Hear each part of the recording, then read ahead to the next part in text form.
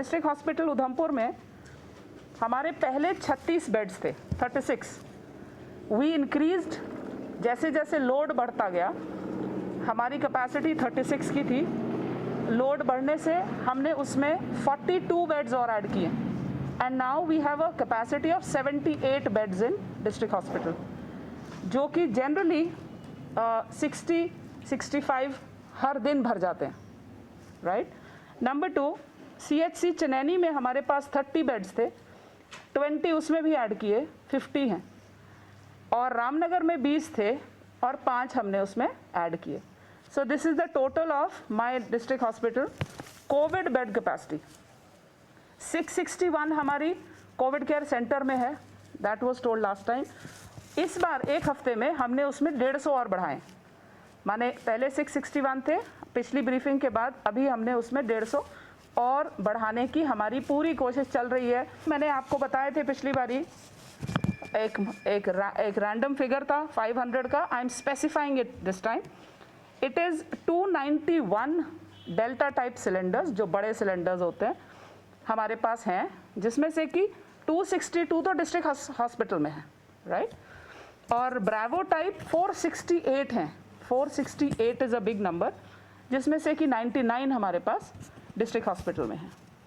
आज की तारीख में यानी 20 मई को मेरे पास डिस्ट्रिक्ट उधमपुर में 1800 केसेस हैं, 1800 एक्टिव पॉजिटिव केसेस। हमारी करंट पॉजिटिविटी जो है वो 11% है। क्यूमुलेटिव यानी कि अगर मैं पिछले साल से जब से कोविड शुरू हुआ वो लूँ तो वो 3.3% है।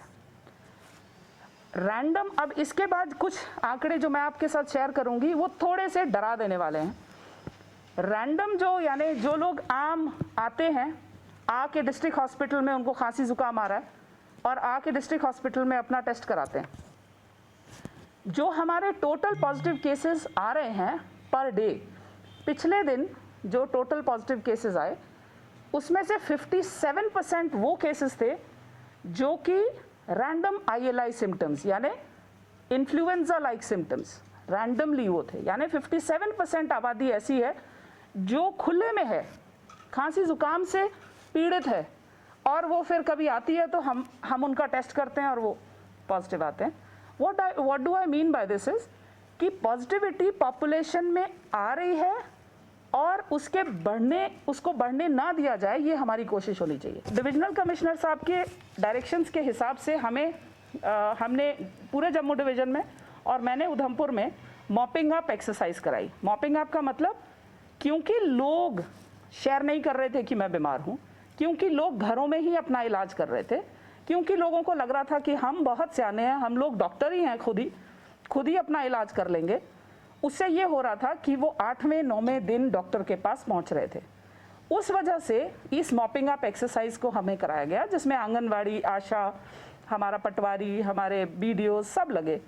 और लगने के बाद हमने पूरा हमारा पॉपुलेशन जो है 1,10,000 आबादी को हमने टच किया, 1,10,000 हाउस होल्ड्स को हमने टच किया, जिसमें से कि 5,52,000 की हमारी टोटल आबादी लोगों को हमने टच किया।